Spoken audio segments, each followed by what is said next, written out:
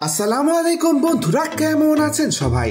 আশা করি সবাই খুব ভালো আছেন। সবাইকে স্বাগতম ফ্যাক্টস অর টেক চ্যানেলের আরো একটা নতুন এক্সপেরিমেন্টাল ভিডিওতে। তো বন্ধুরা, আপনারা তো হাইড্রোলিক প্রেসের অনেক এক্সপেরিমেন্ট দেখেছেন। তখন কি হবে যখন হাইড্রোলিক প্রেসের নিচে একদিন পুরনো কাঠ 2 বছরের পুরনো কাঠ রেখে চাপ দেওয়া হবে। আর বন্ধুরা, তখন কি হবে যখন হাইড্রোলিক প্রেসের নিচে 100 বছর পুরনো কাঠ, এমনকি 1000 পুরনো বছর কাঠ রেখে চাপ দেওয়া হবে। তখন কোন কাঠটি সবচেয়ে বেশি চাপ সহ্য করতে পারবে সেটা জানার জন্য আপনাদের পুরো ভিডিওটি শেষ পর্যন্ত দেখতে হবে। বন্ধুরা, আপনারা কিন্তু ভিডিওটি দেখেন ঠিকই, কিন্তু ভিডিওটিতে লাইক দেন না। আপনাদের কাছে একটা অনুরোধ, ভিডিওটিতে একটি লাইক করে দিবেন। চ্যানেলে যারা নতুন আছেন তারা অবশ্যই চ্যানেলটিকে সাবস্ক্রাইব করে পাশে থাকা বেল আইকনটি ক্লিক করতে ভুলবেন না। তো আর কথা না বাড়িয়ে চলুন ভিডিওটি শুরু করা যাক। Number 5, world largest firework.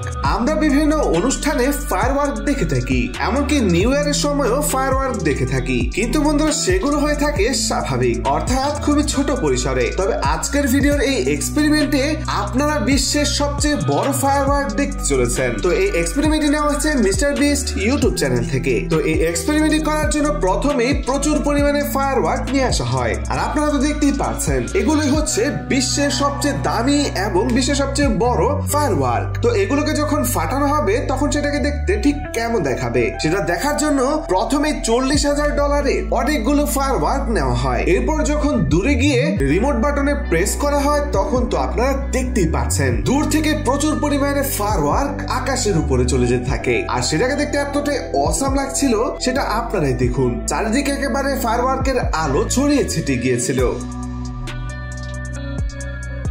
তো বন্ধুরা, এরপরে বিশ্বের সবচেয়ে দামি অর্থাৎ $1,60,000 ফায়ারওয়ার্ক গুলোকে ফুটানোর জন্য রিমোট কন্ট্রোলারের বাটনে প্রেস করা হয়। আর প্রেস করার সাথে সাথে প্রচুর পরিমাণে ফায়ারওয়ার্ক আকাশের দিকে উড়ে যায়, আর পুরো আকাশকে একেবারে এই ফায়ারওয়ার্ক গুলো রাঙিয়ে তোলে, যেটাকে দেখতে অনেক অসাম লাগছিল। তো বন্ধুরা, MrBeast'ের এই এক্সপেরিমেন্টটি যদি আপনার কাছে ভালো লেগে থাকে তাহলে অবশ্যই একটি লাইক করে দিবেন। Number 4, bullet proof glass making easily. তো বন্ধুরা, বুলেট প্রুফ গ্লাস তো অনেক মজবুত হয়ে থাকে, আর সাধারণ গ্লাস মোটামুটি মজবুত হলেও সেগুলোর মধ্যে হালকা বাড়ি লাগলে ভেঙে যায়। তবে সেই পাতলা গ্লাস দিয়ে আজকে বুলেট প্রুফ গ্লাস তৈরি করা হবে। তার জন্য এমনই একটি নর্মাল গ্লাসের দণ্ড নেওয়া হয়।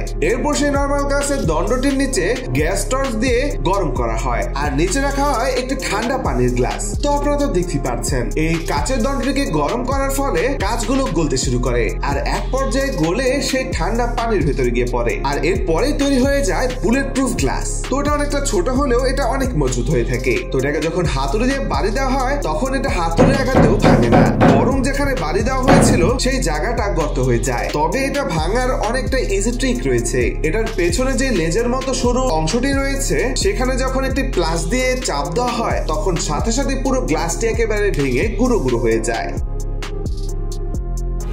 Number 3, liquid nitrogen versus Android. তো বন্ধুরা, আপনারা তো সবাই লিকুইড নাইট্রোজেন কি সেটা জানেন। এই লিকুইড নাইট্রোজেন সাধারণত অনেক ঠান্ডা হয়ে থাকে, যেটা তাপমাত্রা -100 ডিগ্রি থেকেও অনেক বেশি হয়ে থাকে। তো বন্ধুরা, এই এক্সপেরিমেন্টটি করার জন্য প্রথমে একটি অ্যান্ড্রয়েড ফোন নেওয়া হয়, যে অ্যান্ড্রয়েড ফোনটি একেবারে ঠিকঠাক ছিল। এরপর সেই অ্যান্ড্রয়েড ফোনের মধ্যে একটি ভিডিও চালু করে একটি বাটির উপরে রাখা হয়। এরপরে অনেকগুলো লিকুইড নাইট্রোজেনকে সেই বাটির উপরে ঢালা হয়, আর আপনারা তো দেখতে পাচ্ছেন লিকুইড নাইট্রোজেনের সংস্পর্শে আসার সাথে সাথেই মোবাইলের চারিপাশে বুদবুদ তৈরি হতে থাকে, আর লিকুইড নাইট্রোজেনের ধোঁয়াগুলো বাইরে বের হতে থাকে। আর এরপরে কিছুক্ষণ অপেক্ষা করার পর দেখা যায় যে হঠাৎ করে চলন্ত মোবাইলের ডিসপ্লেটি অফ হয়ে যায়। এরপর যখন মোবাইলটিকে বাইরে চেক করে দেখা হয় তখন তো আপনারা দেখতেই পাচ্ছেন মোবাইলের সামনের দিক দিয়ে ডিসপ্লেটি একেবারে ভেঙে গিয়েছে, অর্থাৎ ফেটে গিয়েছে। কারণ এই অ্যান্ড্রয়েড মোবাইলটি লিকুইড নাইট্রোজেনের এত বেশি ঠান্ডা তাপ সহ্য করতে পারেনি। Number 2, surface tension experiment. তো এই এক্সপেরিমেন্ট করার জন্য প্রথমে একটি কাচের বোতল নেওয়া হয়। এরপর সেই কাচের বোতলের ভিতরে অনেকগুলো পানি ঢেলে দেওয়া হয়। এরপর একটি টিস্যু পেপার নেওয়া হয়, যে টিস্যু পেপারকে এই বোতলের মুখের উপর এভাবে ধরা হয়, আর সাথে সাথে সেই টিস্যুটি ভিজে যায়। এরপর সেই বোতলের উপরের মুখে লেগে থাকা টিস্যু বাদে চারিদিকের টিস্যুগুলোকে সরিয়ে নেওয়া হয়। এরপর যখন বোতলটিকে উল্টো করে দেখা হয় তখন তো আপনারা দেখতেই পাচ্ছেন বোতলের মধ্যে ক্যাপ না থাকা সত্ত্বেও বোতলের পানিগুলো পড়ছে না, এমনকি বোতলগুলোকে ঝাঁকে দেওয়া সত্ত্বেও বোতলের পানিগুলো পড়ছিল না। এর কারণ হলো এই ভিজা টিস্যু। এরপর যখন নিচে একটি বাটি নিয়ে এই ভিজা টিস্যুর মধ্যে আঙুল লাগানো হয় তখন সাথে সাথেই এই টিস্যুটি সরে যায় এবং পানিগুলো নিচে পড়তে থাকে। তো বন্ধুরা, চাইলে আপনি এই 2 নাম্বার এক্সপেরিমেন্টটি বাসায় করে দেখতে পারেন। Number 1, hydraulic press versus new and old wood. তো বন্ধুরা, হাইড্রোলিক প্রেসের নিচে যদি একদিনের পুরনো, 2 বছরের পুরনো, এমনকি 100 বছর, এমনকি 1000 বছরের পুরনো কাঠ দিয়ে চাপ দেওয়া হয় তখন এই 4টি কাঠ থেকে কোন কাঠটি সবচেয়ে বেশি চাপ সহ্য করতে পারবে। তো সেটা দেখার জন্য প্রথমে হাইড্রোলিক প্রেসের নিচে একদিন পুরনো কাঠের টুকরো রাখা হয়। এরপর যখন সেটাকে হাইড্রোলিক প্রেস দিয়ে চাপ দেওয়া হয় তখন তো আপনারা দেখতেই পাচ্ছেন এই একদিনের পুরনো কাঠের টুকরোটি হাইড্রোলিক প্রেসের 2910 কেজি চাপ সহ্য করতে পেরেছিল, অর্থাৎ প্রায় 2 টনের মতো। এরপর সে হাইড্রোলিক প্রেসের নিচে 2 বছরের পুরনো কাঠের টুকরো রেখে চাপ দেওয়া হয়। আর আপনারা তো দেখতেই পাচ্ছেন হাইড্রোলিক প্রেস দিয়ে 3000 কেজি পর্যন্ত চাপ দেওয়ার পরেও এই কাঠটি ভাঙে না। এরপরে সবশেষে হাইড্রোলিক প্রেসের 5319 কেজি চাপ দেওয়ার পরে এই কাঠটি ভাঙতে শুরু করে আর এক পর্যায়ে কাঠটি একেবারে ভেঙে চ্যাপ্টা হয়ে যায়।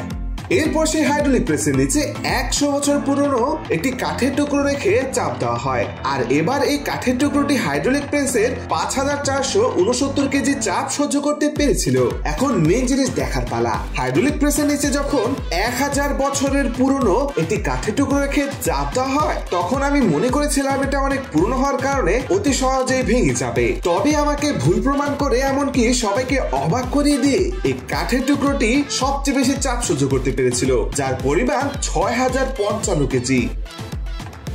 তো বন্ধুরা, এই ছিল আজকের 5টি এক্সপেরিমেন্ট। এই 5টা এক্সপেরিমেন্ট থেকে কোন এক্সপেরিমেন্টটি সবচেয়ে বেশি ভালো লেগেছে তা অবশ্যই কমেন্টে জানিয়ে দিবেন। আবারও বলছি, প্লিজ ভিডিওতে একটি লাইক করে দিবেন, এতে আমি ভিডিও বানাতে আরো উৎসাহিত